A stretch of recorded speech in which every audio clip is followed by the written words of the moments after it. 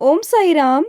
Welcome to Sai Samarpan channel. मैं हूं आपके साथ में विन्नी और आज मैं बहुत ही प्यारा एक्सपीरियंस आप लोगों के समक्ष लेकर आई हूं, जो एक बाबा की बहुत प्यारी बच्ची का है कि 9 कष्ट निवारण मंत्र रोज़ पढ़ने का क्या लाभ होता है, क्या इससे ना बेनिफिट्स होते हैं।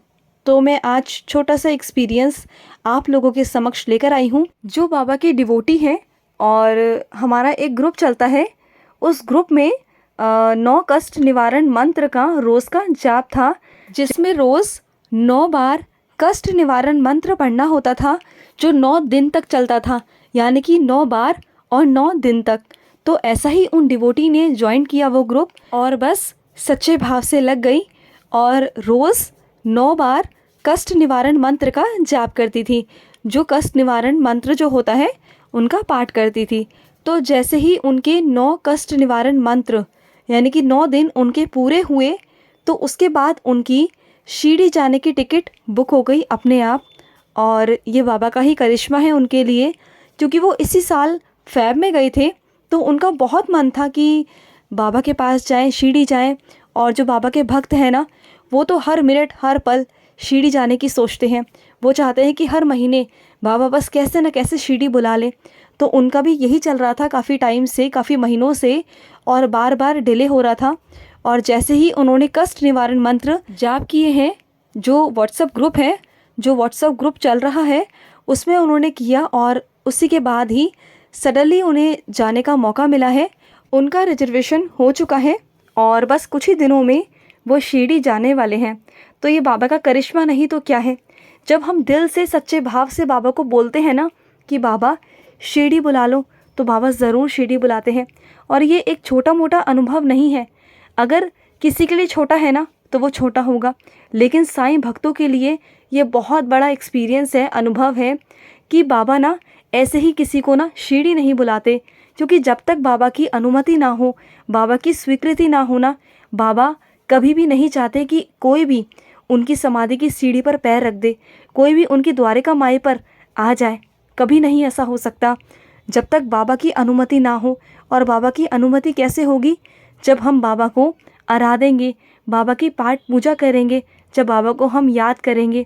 वो चाहे किसी भी रूप में आप करिए, चाहे आप साईं चरित्र पढ़िए, चाहे आप कष्ट निवारण मंत्र पढ़िए, चाहे आप साईं बावनी पढ़िए, चाहे आप साईं चालीसा पढ़िए, जो करना है ना आप वो कर सकते हो। ये सब कुछ आप पर निर्भर करता है, आपकी भावनाओं पर निर्भर करता है। और बाबा डेफिनेटली बुलाते हैं।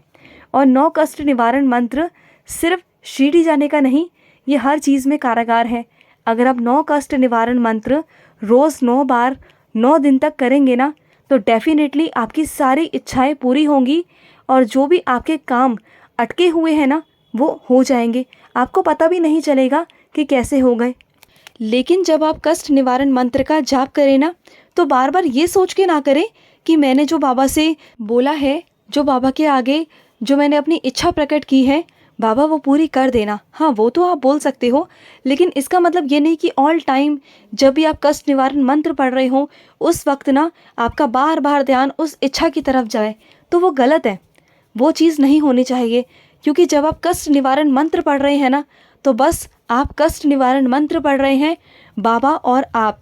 ना कोई इच्छा, ना कोई मन में कोई गिला, ना कोई शिकवा, ना कोई शिकायत, कुछ नहीं। सिर्फ बाबा और आप, आपकी भावनाएं। आपको अपनी भावनाएं बाबा तक पहुंचानी है। अगर आप ऐसा करेंगे ना, तो आपको पता भी नहीं चलेगा कि आपकी इच्छा बाबा कब पूरी कर देंगे ना, आप सोच भी नहीं पाएंगे। चाहे आप कितनी बुरी से बुरी मुसीबत में क्यों ना हो, कुछ भी क्यों ना हो, कैसी परिस्थिति में क्यों ना हो, आप सबसे बाहर निकल जाएंगे।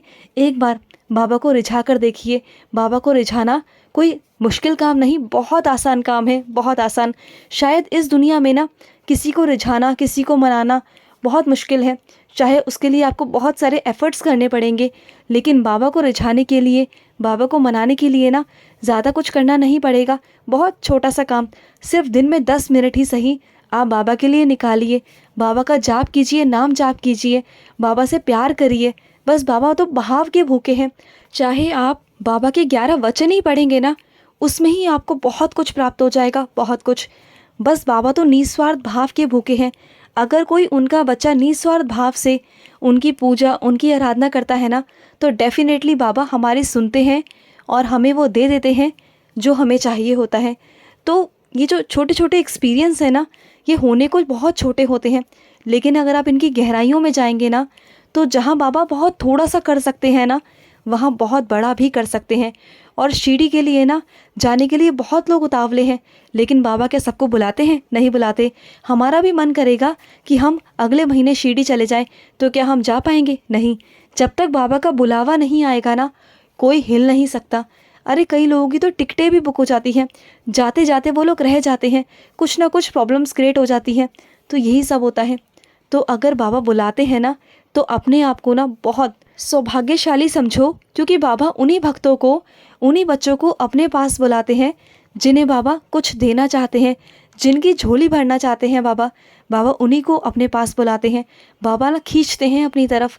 बाबा ही पाठ पूजा करवाते हैं, बाबा सब करवाते हैं, लेकिन बस थोड़ा सा एफर्ट हमें खुद को भी करना होता है।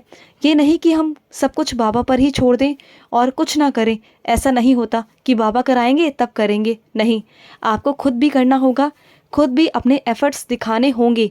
बाबा को भी तो लगना चाहिए ना कि हाँ, ये मेरा बच्चा है और इसके अंदर करने की इच्छा है, इसके अंदर इच्छा जागृत हो रही है, तो क्यों ना मैं भी करूं। तो बाबा जब आपकी इच्छा, जब आपकी जागृति को देखते हैं ना, तभी बाबा भी एफर्ट्स करते हैं, आपसे करवाते हैं और आपको उसका फल भी देते हैं। निश्चित रूप से बाबा आपके पाठ का, पूजा का हमेशा फल देते हैं।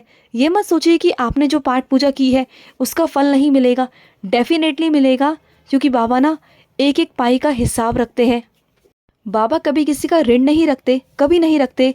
जो उन्हें अगर एक देता है ना, तो बाबा उसका दुगना चौगना वापस लौटाते हैं।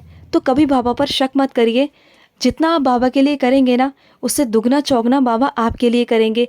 तो रोज़ अगर आप भी चाहो तो कष्ट निवारण मंत्र का जाप किया करो। और जिनके पास में कष्ट निवारण मंत्र की पुस्तक नहीं है ना, तो YouTube पर आपको बहुत आसानी से कष्ट निवारण मंत्र का PDF मिल जाएगा या आपको वीडियो मिल जाएगी। अगर आप साईं समर्पण चैनल पर जाकर भी पीछे की वीडियोस देखेंगे ना, पुरानी वीडियोस, तो वहाँ पर भी कष्ट निवारण मंत्र है। अगर आप जाएंगे तो आपको वहाँ पर भी मिल जाएगा, तो आप वो रोज़ सुन सकते हो। अगर पढ़ नहीं सकते तो सुन लीजिए, काम करते करते सुन सकते हो। क्योंकि जितना पढ़ने का माध्यम है ना, जितना पढ़ने से आपको बाबा आशीर्वाद देंगे ना, उतना ही सुनने से भी देंगे। क्योंकि वो भाव, वो विचार आपके मन में पहुंचने चाहिए। वो चाहे कैसे भी पहुंचे, चाहे सुनकर पहुंचे या पढ़कर पहुंचे, बात तो समान है ना। तो बस, तो चलिए मैं लूँगी समाप्ति। अगर आपके भी कोई अनुभव है तो हमारे साथ ज़रूर शेयर करें। स्क्रीन पर चल रहे नंबर पर आप हमारे साथ ज़रूर शेयर कर सकते हैं। आप हमें व्हाट्सअप भी कर सकते हैं, आप हमें कॉल भी कर सकते हैं। तो चलिए मैं लूँगी समाप्ति। मिलते हैं नेक्स्ट वीडियो में। तब तक के लिए ओम साई राम, जय साई राम।